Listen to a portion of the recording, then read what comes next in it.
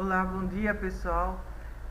Vamos então à nossa aula de Google Planilhas, tá? E hoje nós vamos ver formatação condicional, gráficos e referências de células, tá? Então vamos lá.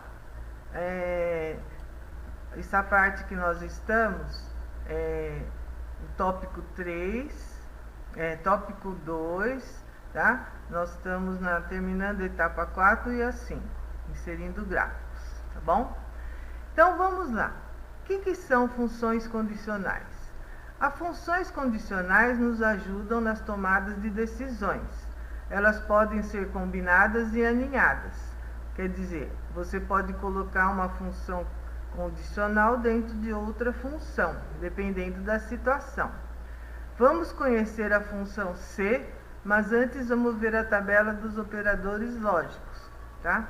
Então, quais são? Maior, sinal de menor, maior igual, menor igual, o igual e o diferente, tá? Toda função condicional depende de um teste lógico. A ideia é que a função te retorne um valor dependendo de um critério que você estabeleça. Esses operadores serão utilizados nessas funções em seus testes lógicos e condições. Então vamos ver. Função C, né, que é a função condicional. Com a função C, além de testar se a condição é verdadeira ou falsa, podemos indicar a ela o que fazer em cada situação. Se ela executará um cálculo ou se retornará uma mensagem. Ela nos dará a condição de automatizar nossa planilha de maneira inteligente. Então, como é que é a sintaxe? Como é que se escreve a função C? Sempre é fórmula, né? Tem o igual, C, abre parênteses. Aí a gente põe um teste, ponto e vírgula. O que ele faz, se for verdadeira, a resposta desse teste, a gente põe aqui, onde está verde. E o que ele faz se a resposta desse teste for falsa, tá? Então, teste lógico. Na função C, temos um teste lógico, né? Que está representado a primeira coisa aqui em azul, que determinará se a situação é verdadeira ou falsa. Esse teste poderá comparar dois valores que podemos indicar usando os operadores lógicos. Valor, se verdadeiro, é o que a função retornará caso o teste lógico seja verdadeiro. Podemos indicar um cálculo, referenciar uma célula ou ainda apresentar uma mensagem. No caso da mensagem, o texto deve ser posto entre aspas. E se falso, o que ele faz? Valor se falso é o que a função retornará caso o teste lógico seja falso. Como no valor verdadeiro, podemos também indicar um cálculo, referenciar uma célula ou ainda apresentar uma mensagem. Neste caso, a mensagem deverá estar também entre aspas, além de também poder ser utilizado o operador falso, tá? Então, vamos ver como é que a gente faz isso. Nós vamos ver já na prática. Então, além do C, tem o C aninhado. O C aninhado é a utilização da função C dentro da função C. Podemos utilizar o C aninhado quando temos dois ou mais testes lógicos diferentes para executar. Vamos supor que o aluno tirou média maior do que 7 e ele seja aprovado. Porém, suas faltas também não podem ser maiores do que 6, tá? Eu vou mostrar isso numa planilha para vocês. Para resolver essa situação, nossa função ficaria assim. No primeiro teste lógico, vamos verificar se o aluno foi aprovado pela média. Então, ó, igual C, tá? Nós vamos ver lá na planilha, primeiro aqui, ó. O teste é esse. Se a nota for maior ou igual a 7, ainda eu não sei se ele vai ser aprovado ou reprovado. Se for verdade isso, ele vai ter que fazer essa outra situação aqui, ó. Certo? Para ver se as faltas for menor ou igual a 6, aprovado, senão reprovado. Agora, caso a nota seja menor que 7, né? Não é maior nem igual, é menor, ele já é reprovado de cara. Perfeito? E nós vamos fazer também essa planilha aqui, que está na apostila, que usa a condicional C, tá? Naquela outra planilha, nós vamos fazer o seguinte, nós vamos fazer tudo isso na prática já. Nós vamos pegar um exemplo do Pedro e encontrar o status dele, para saber se já foi aprovado, está em recuperação ou reprovado. Mas antes é preciso saber as condições que os alunos dessa planilha podem ter, que são: aprovado, a média tem que ser maior que 5 e frequência acima de 75%.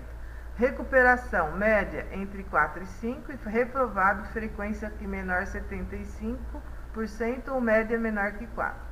Sem saber as condições, não é possível realizar um teste lógico, tá? Dentro do Google Planilhas. Então, na barra de fórmula, a gente sempre inicia com igual, em seguida digitaremos as condições de testes utilizando o comando C. Ele proporciona testar as condições, retornando como resultado símbolos, números ou conjunto de caracteres, né? Dependendo da necessidade.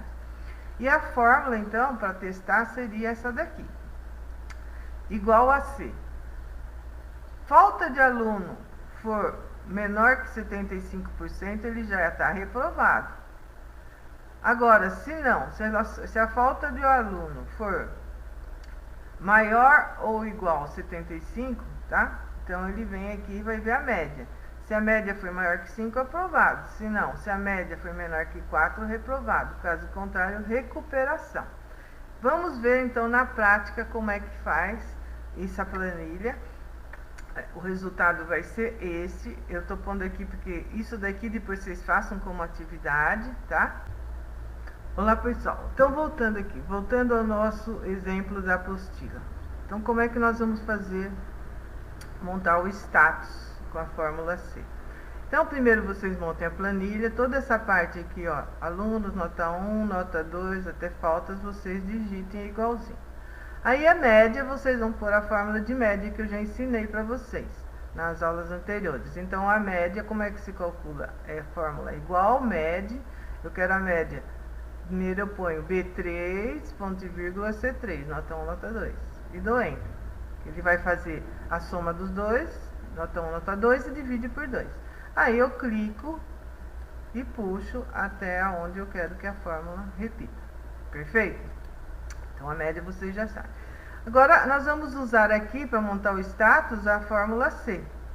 Qual que é a condição? Né? Até copiei aqui. Para o aluno ser aprovado, a média tem que ser maior que 5 e frequência acima de 75. Recuperação, a média está entre 4 e 5. E reprovado, se ele teve frequência menor que 75% ou média menor que 4. Tá? Então, como é que a gente monta isso daqui? A gente clica na primeira, depois a gente vai puxar a fórmula para os demais. Então, o teste vai ser esse primeiro aqui, ó. O que é D3, tá? Então, vamos lá. D3 é a frequência. Se a frequência dele for menor que 75%, ele já vai estar reprovado de cara. Caso contrário, né, ele vai na outra condição aqui, tá? Ele teve frequência maior ou igual a 75. Aí eu vou ver a nota. A nota tá a média, não é? Se a nota for maior que 5, ele já está aprovado. Agora, se não, ele vem para cá. Se a nota, né, o E3, o que é o E3? A média. For menor que 4, ele está reprovado de cara. Senão, ele está em recuperação. Então, olha, aqui está bem, ó, tem 3 pontos e vírgulas aqui, ó, 4. Porque se você vem, primeiro testa essa condição. Se der verdadeira, ele já vai testar essa outra condição, tá? Se não, ele testa a outra. Se não der nenhuma daquelas, ele vem para cá. Aí você puxa, ele faz para todas. Perfeito? Agora, como é que eu fiz aqui para pôr a cor? Vocês vão em formatar, formatação condicional, e eu já está com as condições feitas, olha lá. Se tiver reprovado é vermelho, aprovado eu pus azul e recuperação ficou preto, tá?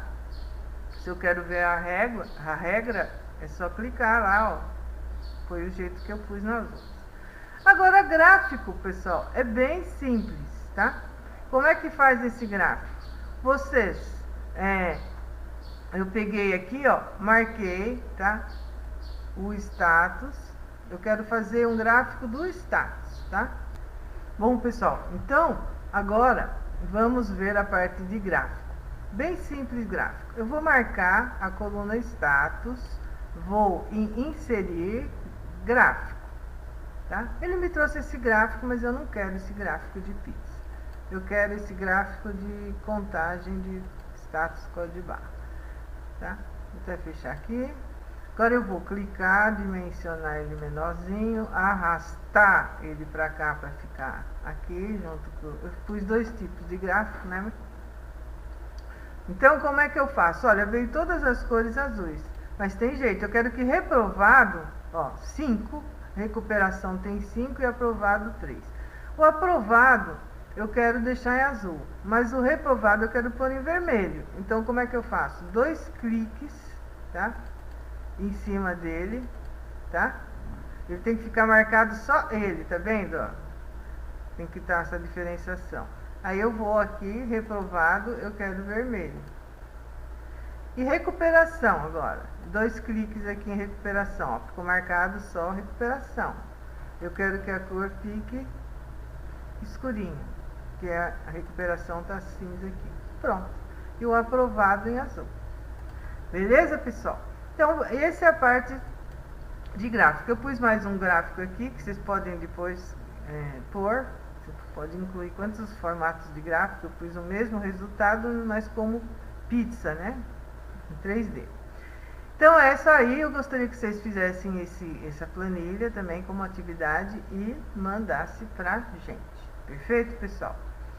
Agora, então, vamos lá continuar com mais um assunto que eu gostaria de mostrar para vocês, que é referência, como eu referencio a célula, né? Vocês, linha e coluna, né? Mas tem a tal da referência relativa e absoluta que eu quero explicar direitinho para vocês.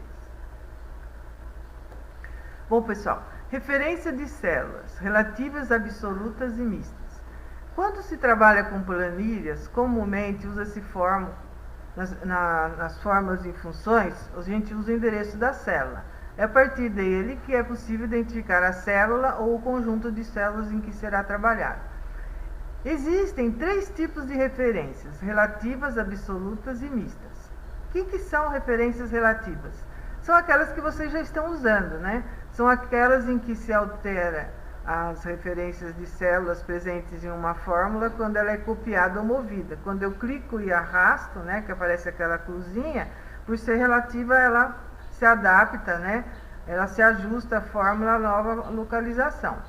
Agora, a referência absoluta são aquelas em que, ao mover ou copiar uma fórmula com uma referência absoluta, o endereço da célula não muda, ou seja, mantém a fórmula exatamente como ela aparece em sua forma original.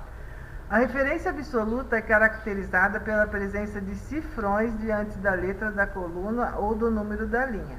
Aqui, ó, dólar, é o cifrão, coluna C, dólar, linha 4. Quando tem isso na fórmula, sempre ele vai pegar o endereço C4. E referências mistas são utilizadas quando se pretende fixar apenas a coluna ou a linha de uma determinada célula, como, por exemplo, em uma coluna que é relativa e a linha é absoluta. Então, ó, exemplos, tá? Aqui. Quando tem o dólar na frente da letra, na frente do número, quer dizer que a coluna está fixa e a linha está fixa. Então, é coluna absoluta e linha absoluta. A fórmula sempre usará o conteúdo da célula A1. Agora, embaixo. O A não tem o cifrão na frente e o número 1, que a linha tem.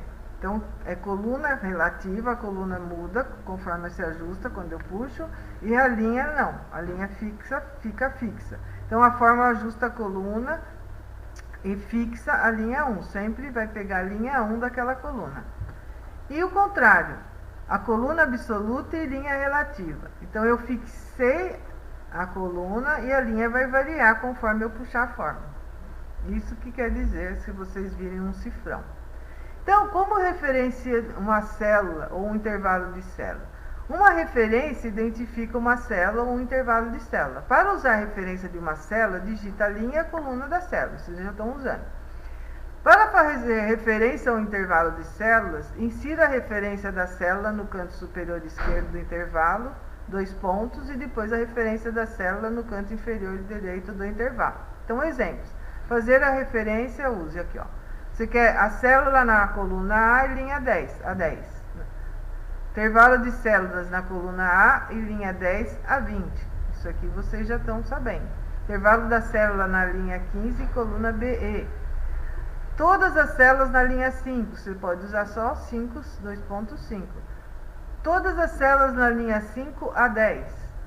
A todas as células na coluna H, você não precisa pôr a linha. Todas as células na coluna HJ, tá? Então, são exemplos de como você pode referenciar.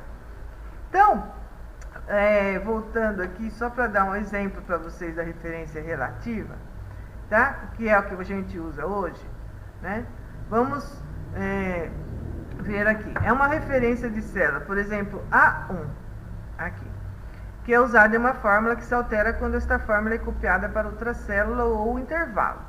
Então, após a fórmula ser copiada e colada, a referência relativa quer dizer que na nova fórmula ela é alterada para fazer referência a célula diferente que tem a mesma distância de linhas e colunas da fórmula, na mesma proporção de referência relativa da célula original. Por exemplo, se a célula A3, tá, contiver a fórmula A1 mais A2, tá, a fórmula A3, ó, 5 mais 2, 7. Então, a fórmula 3 tem A1 mais A2. Quando eu puxo e arrasto para cá, como é relativa, ela ajusta. Então, ela fica que a célula A3 mais B3. Tá vendo? Ó? Ele já ajustou a fórmula. Tá? Então, a referência relativa é isso. Quando ela não está fixa com o cifrão, se eu arrasto, ela se adapta. Tá? Então, aqui ela era 1 mais A2, tá? E aqui ela é já B1 mais B2, tá? Isso é relativo. Agora, vamos ver um exemplo de absoluta, tá?